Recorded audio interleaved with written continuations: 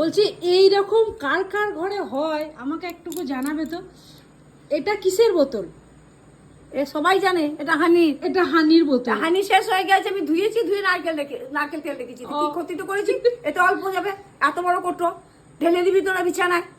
একবার দিয়েছিলি, ওই জন্যই আমাকে করতে বাধ্য হয়েছি। তাই বলে এই জ্বালানে। হানির বোতলে তুমি তেল ভরে রাখবে? হ্যাঁ। তো তেলটা তো তুমি যে কেউ হানি মনে করে খেয়ে নেবে, এটা বোধহয় একটু দামি ওটা কোনো হানি। হানির মতো নয় তো রং, আর লোকে সাদা রং। ভাববে এটা দামি হানি বা অরিজিনাল হানি, ওই জন্যই তো কেউ খেয়ে খাবে নেবে। না। হ্যাঁ, অত বোকা কেউ নাই তো আজকাল। তুমি এত বুদ্ধি কোথা থেকে পেলো মা? তুমি কি রাতে হেলমেট পরেছো? হুম। হ্যাঁ, হুম। সব বুদ্ধিগুলো বেরিয়ে যাবে বলে? হুম। তা ভালো। হেলমেটের সাইজ একটু দেখাবে তো। তোর মতন বউ হলে আমাকে এরকমই করতে হবে, হেলমেট পরিয়ে শুতে হবে। তুই যা বউ আমাদের।